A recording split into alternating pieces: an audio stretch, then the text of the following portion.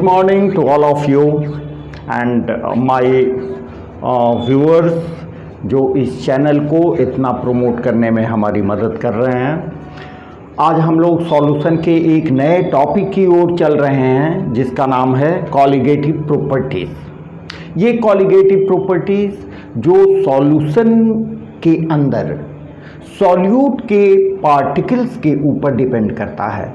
एक वैसा सॉल्यूशन जिसमें सॉल्वेंट वोलेटाइल होता है लेकिन सॉल्यूट नॉन वोलेटाइल होते हैं, वैसे डाइल्यूट सॉल्यूशन का एक कैरेक्टरिस्टिक प्रॉपर्टी है that is called colligative property. तो कॉलिगेटिव प्रॉपर्टी का हम लोग सबसे पहले एक डेफिनेशन देख लें। What is colligative property? आइए इसको सिस्टमेटिक वे से आप देखो।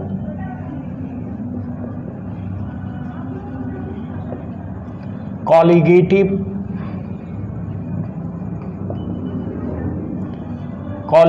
प्रॉपर्टी, ठीक है। इसको आप समझने की सुविधा के लिए और इजी लर्निंग के लिए आप स्टेप वाइज याद करो। देखिए हम बताते हैं। फर्स्ट पॉइंट में यहां लिखें number 1 point, colligative property it is essentially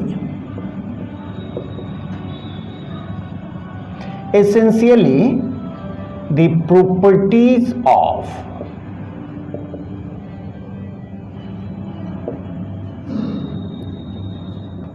dilute solution। Colligative properties किसका प्रॉपर्टीज है? एसेंशियली माने mainly dominantly it is the properties of dilute solution. Dilute solution because they are near to ideal behaviour. समझने के लिए यहां हम लिख देते हैं बिकॉज ये होते हैं दे आर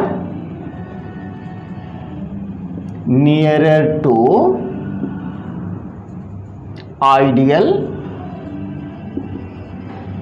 बिहेवियर, ठीक है। अब ये प्रॉपर्टीज है डाइल्यूट सॉल्यूशन का। नेक्स्ट एक कदम आगे बढ़ते हैं, किस तरह के डाइल्यूट सॉल्यूशन। देखो आप भी इसी तरह समझ के याद करना, किस तरह के डाइल्यूट सॉल्यूशन।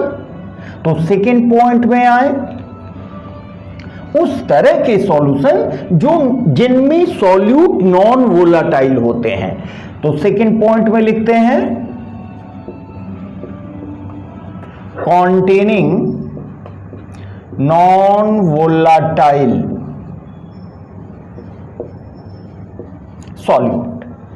सेकेंड पॉइंट में क्या हो गया? जो नॉन वोलेटाइल सॉल्यूट जिनमें रहता है उस तरह के सॉल्यूशन, ठीक है।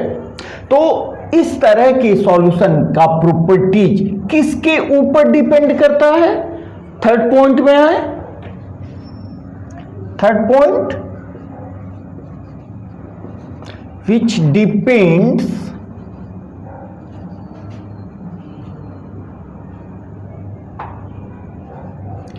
only upon number of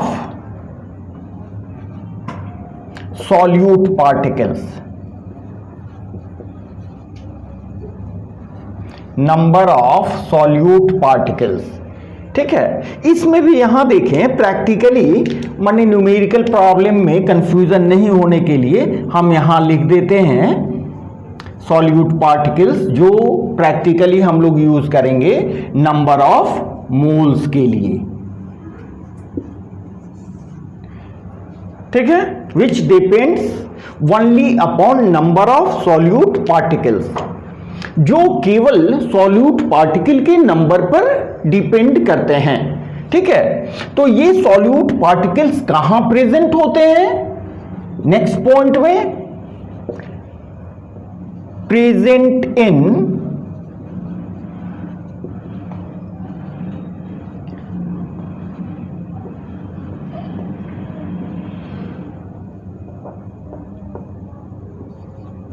known volume of given solvent। किसी दिए हुए सॉल्वेंट के नोन वॉल्यूम में, डेफिनिट वॉल्यूम में प्रेजेंट होते हैं कौन? नंबर ऑफ सॉल्यूट पार्टिकल्स, जिसके ऊपर डिपेंड करता है ये कॉलिगेटिव प्रॉपर्टी। ठीक है, और ये नेचर के ऊपर बिल्कुल डिपेंड नहीं करता है, इसको आप जरूर इसमें ऐड करें। And not at all the nature of the solute, solute के नेचर के ऊपर डिपेंड नहीं करता है, उसके नंबर ऑफ पार्टिकल्स के ऊपर डिपेंड करता है। ऐसे प्रॉपर्टीज को हम कॉलिगेटिव प्रॉपर्टीज कहेंगे। It is colligative properties. ठीक है, सबको मिला के आप डेफिनेशन बना लो। Essentially the properties of dilute solution containing non-volatile solute which depend only upon the number of solute particles present in known volume of given solvent and not at all the nature of solute is called colligative properties। ठीक है, ये सभी को आप point wise याद करें ताकि इसके बारे में सभी बेसिक्स आपको बढ़िया से क्लियर रहे। ये पांचों पॉइंट को आप मिला दो तो कॉलिगेटिव प्रॉपर्टीज का कंप्लीट डेफिनेशन आपको मिलेगा। जब ये पांचों डेफिनेशन आप याद कर लो, ठीक है, तब आप शॉर्ट में याद कर सकते हैं कि all those properties which depends upon the number of solute particle and not upon the nature of solute is called colligative properties। अब ये colligative properties देखिए कितने तरह के होते हैं, इसको यहां आप लिखो। यहां हम लिखते हैं types of colligative properties।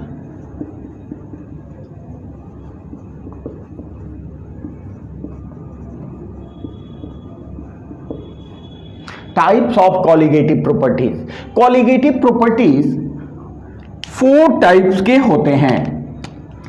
Colligative properties 4 types के होते हैं। 4 टाइप्स। ये 4 टाइप्स कौन कौन हुए?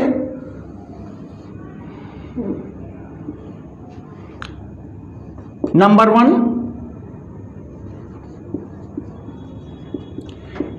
Relative lowering in vapor pressure, relative lowering in vapor pressure, number 1। Number 2, यहां थोड़ा जगह की कमी है, ठीक है, इधर ऐसे हम लोग आते हैं। Relative lowering in vapour pressure को आगे हम लोग एक्सप्लेनेशन की सुविधा के लिए शॉर्ट में ट्रीट करेंगे RLVP के रूप में। RLVP तो आप समझोगे relative lowering in vapour pressure. Second है elevation in boiling point. elevation in boiling point। second, the third one is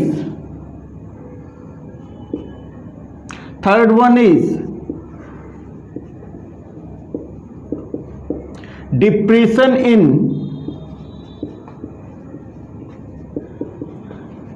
freezing point and fourth one यहां लिखते हैं ऑस्मोटिक प्रेशर।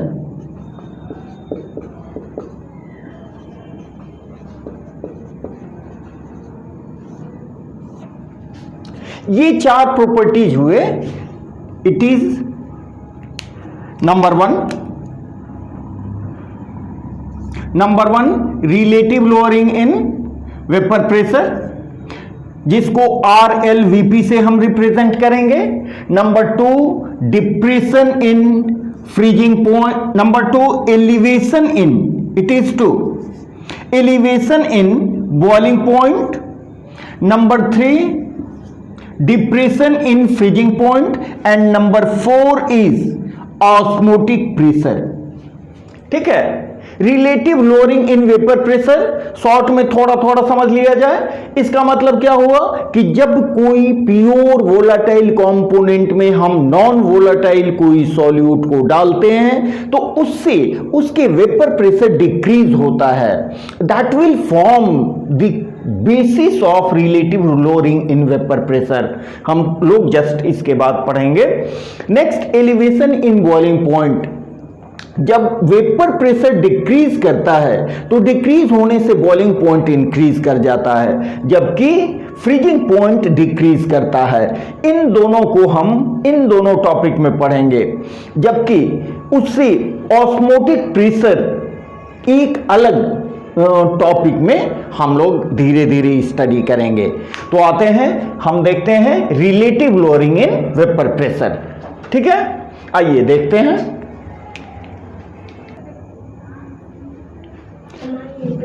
आइए अभी देखते हैं relative lowering in vapour pressure, जो colligative property के फर्स्ट नंबर पे हमने कैटेगराइज्ड किया था, उसको हम देखते हैं relative lowering in vapour pressure.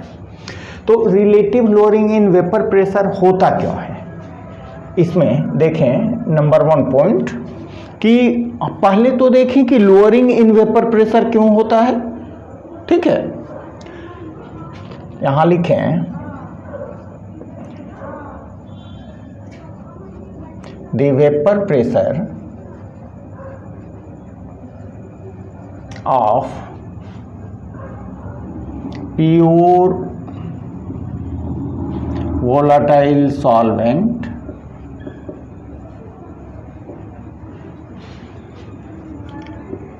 decreases on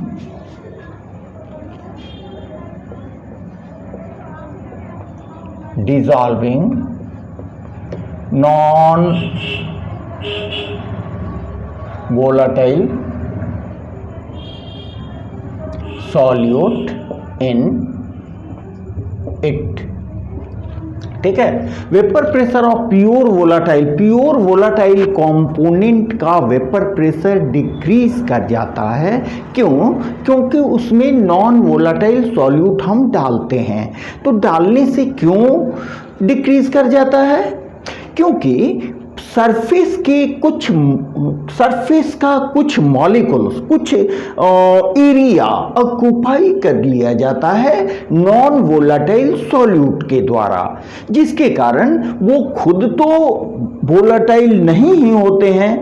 जो वोलाटाइल कंपोनेंट है सॉल्वेंट, सपोज करें वाटर, उसके भी वोलाटाइल एक्टिविटी को डिक्रीज कर देते हैं by blocking some positions on surfaces. ठीक है, यहां लिख दें as some surface is occupied by solute particles। Solute particles के द्वारा कुछ सरफेस ऑक्यूपाई कर लिया जाता है। इसको थोड़ा सा फिगर से समझने की कोशिश करें। सपोज करें यहां हमने एक कंटेनर लिया है। इस कंटेनर में हमने प्योर वाटर लिया है। ठीक है, इस कंटेनर में प्योर वाटर हमने लिया है, जो प्योर वोलाटाइल कंपोनेंट, जिसको हम सॉल्वेंट बोलें। ठीक है, और इस सॉल्वेंट को कंपोनेंट ए हम कहें, समझने की सुविधा के लिए कंपोनेंट ए कहें। ठीक है, अब ये इसके ये प्योर वोलाटाइल कंपोनेंट है, तो इसके वेपर मॉलिक्यूल्स, ये वोलाटाइल, ये वेपोराइज होगा तो इस एरिया में इसके वेपर मॉलिक्यूल्स कलेक्ट होंगे। ये वेपर मॉलिक्यूल्स कलेक्ट हुए और वेपर मॉलिक्यूल्स के कलेक्शन के कारण they will create a vapour pressure. यहां पर इनका वेपर प्रेशर क्रिएट होगा। इसको हम बेटर होगा कि इससे लिखें vapour pressure of pure solvent, जिसको हम सपोज कर लेते हैं P0 से। ठीक है, ये प्योर कंपोनेंट का हो गया।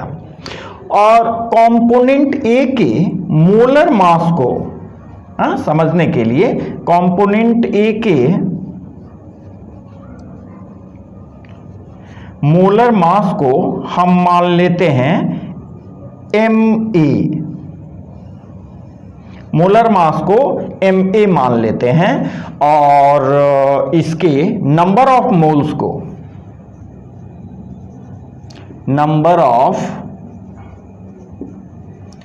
को हमने Na सपोज किया ताकि कैलकुलेशन में हमें कोई प्रॉब्लम नहीं हो। तो यहां पर कॉम्प्लीटली केवल वोलाटाइल कंपोनेंट है, ये प्योर सॉल्वेंट का वेपर प्रेशर हुआ जिसको हमने P0 से रिप्रेजेंट किया। अब हम क्या करेंगे, इसी कंटेनर में, समझने के लिए हम इसको यहां बना रहे हैं, इसी कंटेनर में हमने क्या किया, नॉन वोलाटाइल सॉल्यूट को मिला दिया। ब्लैक सॉल्वेंट को रिप्रेजेंट कर रहे हैं और ये देखिए नॉन वोलाटाइल सॉल्यूट को मिला दिया हमने, तो कुछ सरफेस का एरिया ब्लॉक हो गया। ब्लॉक होने के कारण क्या हुआ, इनके जो नंबर ऑफ वेपर मॉलिक्यूल्स हो गए, number of vapour molecules decreases, number of vapour molecules decrease हो गए तो इनका वेपर प्रेशर भी डिक्रीज हो गया। तो यहां देखें, जो वेपर प्रेशर सॉल्यूशन का होगा, वेपर प्रेशर ऑफ सॉल्यूशन, उसको हमने सपोज किया P से, वो वेपर प्रेशर होगा रियल में सॉल्वेंट के वेपर प्रेशर के कारण is equal to vapour pressure of solvent in the solution, जिसको हमने Pa से रिप्रेजेंट किया। ठीक है, यहां पर हमारे पास दो कंपोनेंट हुए, एक हुआ कंपोनेंट A वाटर प्लस दूसरा हुआ कंपोनेंट B जो नॉन वोलाटाइल सॉल्यूट है, नॉन वोलाटाइल सॉल्यूट है। अब नॉन वोलाटाइल सॉल्यूट के यहीं पर हम मान लेते हैं, नॉन वोलाटाइल सॉल्यूट के मोलर मास को हमने मान लिया Mb, चूंकि इसको कंपोनेंट B माना है। ठीक है, और इसकी नंबर ऑफ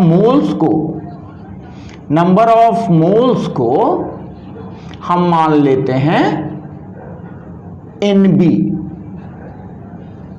ठीक है, और इसके मोल फ्रैक्शन को जो आगे कैलकुलेशन में हमें जरूरत पड़ेगा, इसको हमने मान लिया Xb, जबकि इसके मोल फ्रैक्शन को, कंपोनेंट A के मोल फ्रैक्शन को हम मान लेते हैं Xa। ठीक है, तो यहां बिल्कुल क्लियर है कि देख लीजिए वेपर प्रेशर, इसका वेपर प्रेशर डेफिनेटली कम होगा इससे। That means vapour pressure of pure solvent, that is P0A, will be greater than vapour pressure of solution. ठीक है, दैट इज शॉर्ट में हम इसको क्या लिख सकते हैं, P not A will be greater than P, और चूंकि P is equal to PA तो इसको हम लिख सकते हैं और P। ठीक है, तो ये चूंकि बड़ा है ये छोटा है तो इसलिए डेफिनेटली दोनों में कुछ डिफरेंस होगा, तो इस डिफरेंस को हम क्या बोलेंगे, ये जो डिफरेंस होगा that will be equal to P not A minus P, and this difference will be said to be lowering in vapour pressure.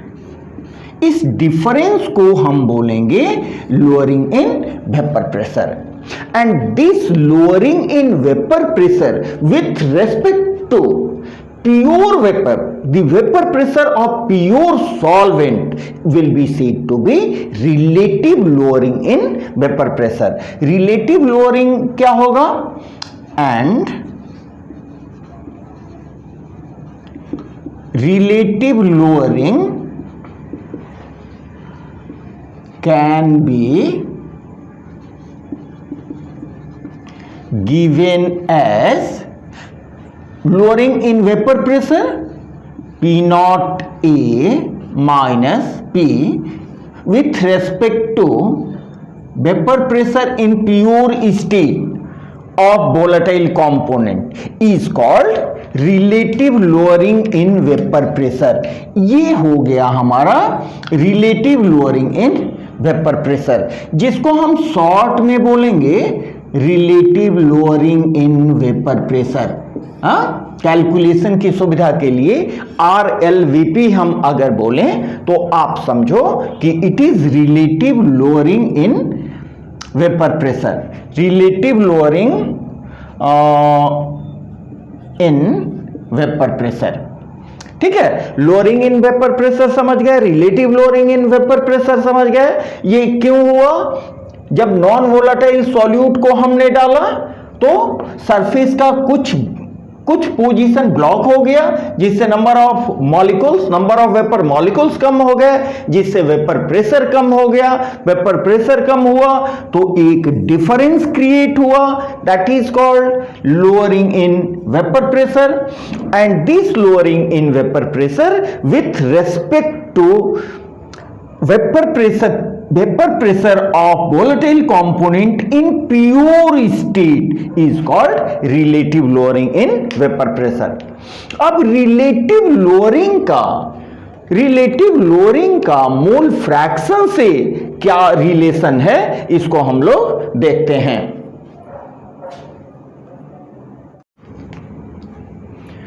अब आए हम लोग relative lowering in vapour pressure का एक्सप्रेशन एक डेराइव कर लें, जिसमें हम को रिलेट करेंगे RLVP को relative lowering in vapour pressure को मोल फ्रैक्शन से, उसके मोलर मास से, नंबर ऑफ मोल से। ठीक है, और ये कैसे एक कॉलिगेटिव प्रॉपर्टीज होगा वो भी हम लोग देखेंगे। आइए यहां देखते हैं,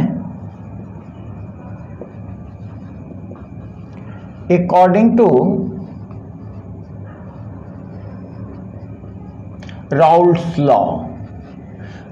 लॉ के अकॉर्डिंग क्या देखते हैं, PE partial pressure of solution is equal to P not A into XA, it is equation 1। और हमारे पास क्या निकला है, lowering in vapour pressure, lowering in vapour pressure is equal to P not A minus PA, जिसको हम represent करेंगे delta P से। ठीक है, तो और देखें delta P is equal to P not A minus PA। अब यहां देखें PA का ये P A is equal to P not A into x A, उसके वैल्यू को अगर हम पुट कर देते हैं तो यहां क्या मिलेगा आपको, P not A minus P not A into x A. अब यहां पर हम कॉमन ले लेते हैं पी नॉट ए को, 1 माइनस एक्स ए, और delta P lowering in vapor pressure will be equal to P naught A into XB, क्योंकि हम लोग जानते हैं, पहले आप जानते हो XA plus XB is equal to 1 और XA is equal to 1 minus XB and XB is equal to 1 minus XA, पहले हम लोग पढ़ चुके हैं ये रिलेशन। तो यहां पर देखें मेरा 1 माइनस XA, इसके बदले हमने पुट किया XB को, ठीक है। अब यहां हम क्या लिख सकते हैं, डेल्टा P, इसको आप इधर लाओ, P not A is equal to XB, और डेल्टा P के बदले हम क्या लिख सकते हैं, P not A minus P A by P not A is equal to XB, जहां पर XB क्या है, mole fraction of solute, P naught क्या है, P not A vapour pressure of volatile component in pure form and PA is vapor pressure of pure volatile component in solution। तो इससे क्या हुआ, यहां देखिए relative lowering in vapor pressure with respect to vapor pressure of solvent in pure form, it is called relative lowering in vapor pressure। ये जो term है, this term is called relative lowering in vapor pressure। तो this relative lowering in vapor pressure is equal to mole fraction of solute, it is equation 2। it is another statement of Raoult's law, that means relative lowering in vapor pressure is equal to mole fraction of solute। It is another statement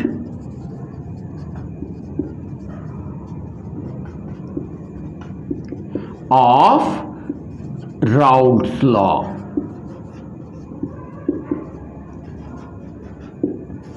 ठीक है, अब इसको और आगे हम extend करें, XB के बदले हम क्या लिख सकते हैं, देखिए यहां P not A minus PA by P not A is equal to, हम मोल फ्रैक्शन ऑफ सॉल्यूट के एक्सप्रेशन से जानते हैं, ये हो जाएगा मेरा NB by NA plus NB, जहां हम बता चुके हैं कि Na is mole number of moles of component A, that means solvent, and NB is mole fraction of component B, that is solute.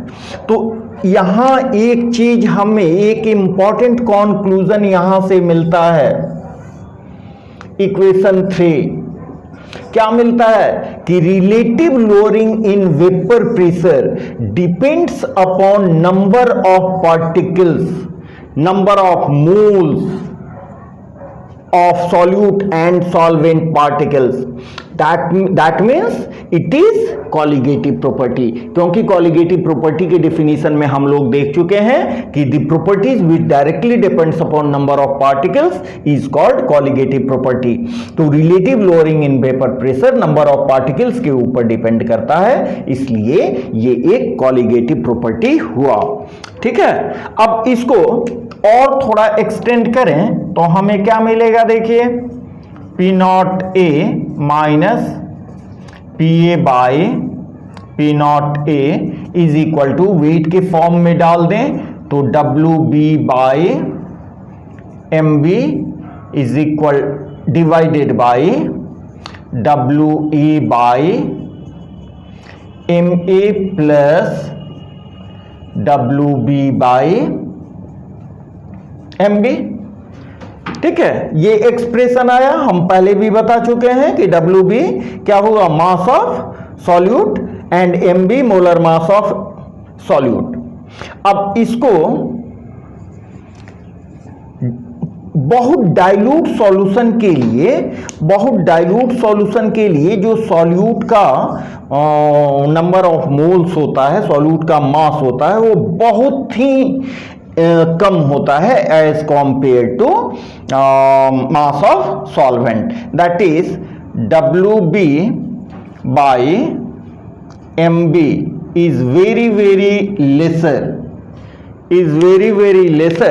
than WA by MA। तब ये वाला equation आपका क्या हो जाएगा, then P not A minus PA by P not A will be equal to WB by MB into MA by WA। This will be final expression.